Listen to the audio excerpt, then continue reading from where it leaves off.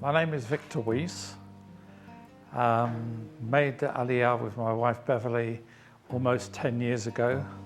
Before that, I was in business in London. We had a wholesaling company which comprised of quite a few warehouses and trucks and lorries going all over the country, in fact all over Europe. I did at that time also drive the trucks when I had to. I was a very, very fit person.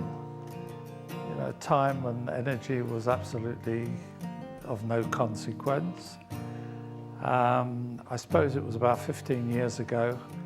I felt small twinges in my knees, and I thought that continuously started to get worse. But unfortunately, something happened, and I found myself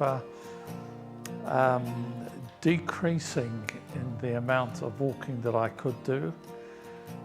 Things that I like to do is such as once we came on Aliyah, I was walking on the countryside and seeing things and just walking all the time. And we had to do something about it. So my wife investigated the situation with knee replacements. Well, first of all, two doctors decided that I do definitely need a knee replacement. We found Dr. Rubin, and he says, yes, my son, although he's half my age, he said, yes, my son, I'm afraid there's only one thing for you.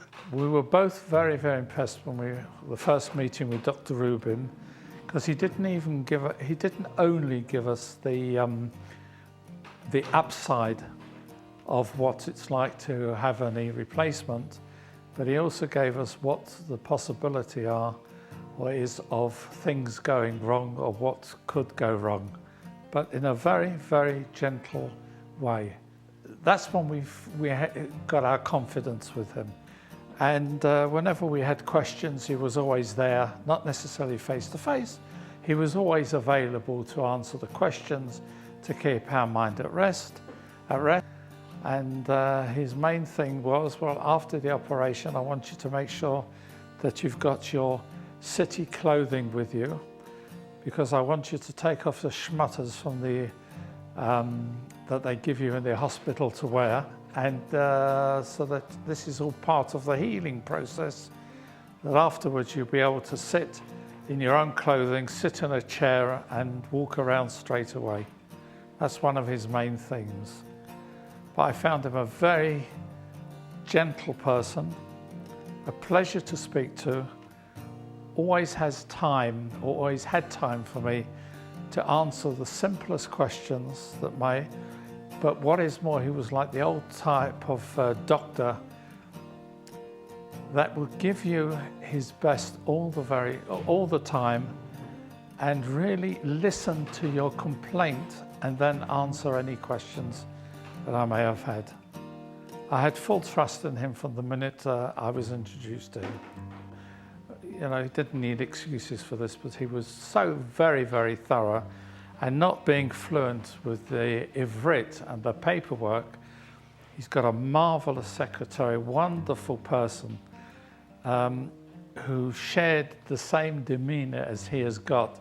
That is Sarah, which really put us at ease. If we had a question for her at 8 o'clock in the morning or 10 o'clock at night, she was there with a helping hand to guide us through this. So we didn't go through the actual operation in a blind state. We knew exactly what they were going to do, although I wasn't with it at the time, or 5 minutes before the operation, I wasn't with it. But his whole crew were, I found him a mensch. Besides being a doctor, I found him as being a true mensch, as if I was the only patient that he'd ever had. His full attention was on me, and that goes for his staff at the same time. When I came to, I think it was about an hour after the operation, I was taken back into my two-bedded ward.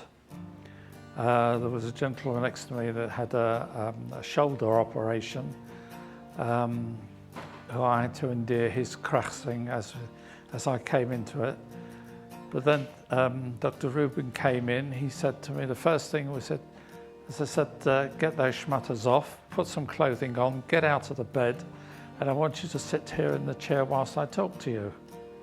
So I couldn't understand why. He said, from the psychological point of view, if you're talking to me and you're talking to somebody else, you don't want to be seen as if you're here as an ill person. This is a bet cholim, but we don't want you to be ill in here. You come into a bet cholim in order to become better. Anyway, he spoke to me for a few minutes. The physiotherapist walked in and he asked me my name. I confirmed it with him and he says, come on, let's go for a walk. And I suppose it was within 2 hours of having the operation, he walked behind me, not holding on to me whilst I had the, what's it called, the frame. And he said, oh, you did that very well. Come on, let's go out to the next stage. He opened up the door for the ward and he said, now turn left and there's a small corridor here I want you to walk along. We walked along the corridor and he said, you know, we've come so far, it's chaval.